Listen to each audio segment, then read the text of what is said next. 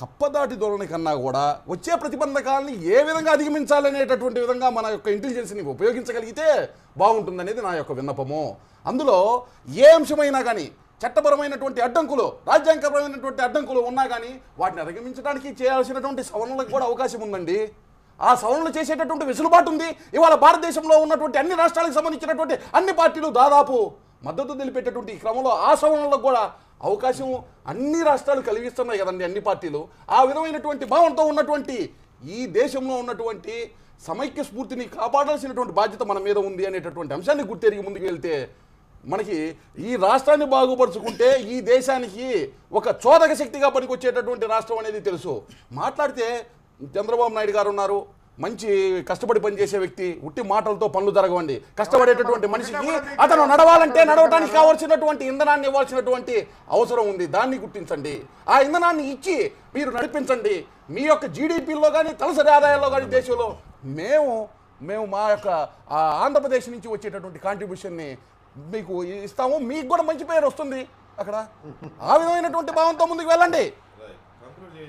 రామకోటే గారు కంక్లూడ్ చేయండి, మీరే ఏం చెప్పదలుచుకున్నారో చెప్పేసేయండి మీరే. మిత్రుడు దినకర్ బాగా ఎడ్యుకేట్ అయినటువంటి వాడు, చార్టెడ్ అకౌంటెంట్, ఆయన ఏదో చెప్తారు. ఇప్పుడు అస్సాం యొక్క పరిస్థితి ఏంటి, లేకపోతేనేమో ఈ ఈశాన్య రాష్ట్రాల పరిస్థితి ఏ విధంగా ఉందనే విషయాన్ని ఒకసారి ఆలోచన చేయండి. అస్సాంలు, ఈశాన్య రాష్ట్రాలు ఇవన్నీ ఒక్క నిమిషం సార్, మీ అందరికి నా హంబల్ రిక్వెస్ట్, రామకోటే గారు మీ అందరికీ నా హంబల్ రిక్వెస్ట్, ఈ లేనిపోని అన్ని తీసుకొచ్చుకుని మనం ప్రజలకు ఏదో చేయాలనుకోవడం చెప్పాలనుకోవడం వద్దండి. అస్సాము, ఈశాన్య రాష్ట్రాలు, లేకపోతే ఉత్తరాఖండ్ ఏమి చేసాం మనం, ఇవన్నీ వద్దు. అవన్నీ గతం గడిచా. ఇక్కడ వాటన్నిటికీ భిన్నంగా జరిగిన వ్యవహారం ఇది.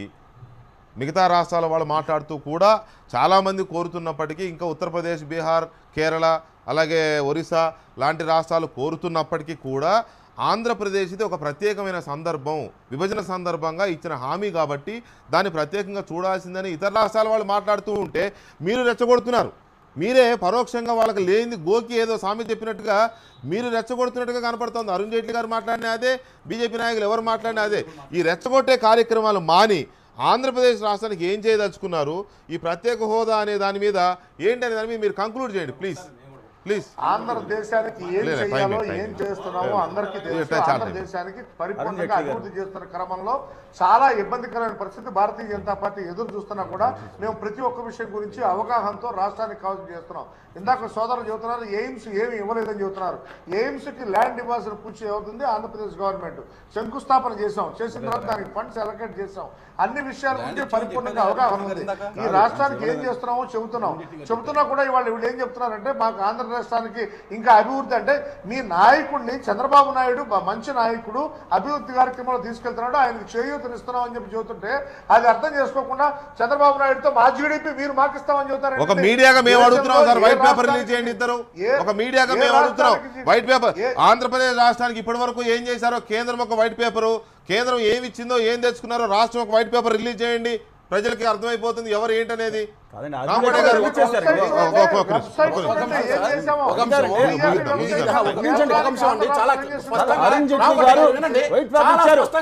ఇవాళ జయరాం రమేష్ గారు బిల్లుని ప్రవేశపెట్టారు, చర్చకి మొదలు పెట్టారు. ఇవాళ ఏమైపోయాడు, కాంగ్రెస్ మీద కూడా చాలా అనుమానాలు ఉన్నాయి. ఇవాళ గులాం నబీ ఆజాద్ ఏమైపోయాడు, ఆనంద్ శర్మ ఏమైపోయాడు, జయరాం రమేష్ ఏమైపోయాడు. ఇవాళ ఆనంద్ శర్మ ఉన్న మధ్య మధ్యలో కనపడలేదు ఆయన. ఇవాళ ముఖ్యమైన 6 నుంచి రాజ్యసభ సభ్యులు లేని పరిస్థితి. Thank you very much Lakshman గారు అండ్ శ్రీనివాస్ గారు, రామకోటే గారు థ్యాంక్ యూ వెరీ మచ్ చర్చలో పాల్గొన్నందుకు. ఇది ఇవాళ లెఫ్ట్ అండ్ రైట్, మళ్ళీ రేపు కలుద్దాం. Good night.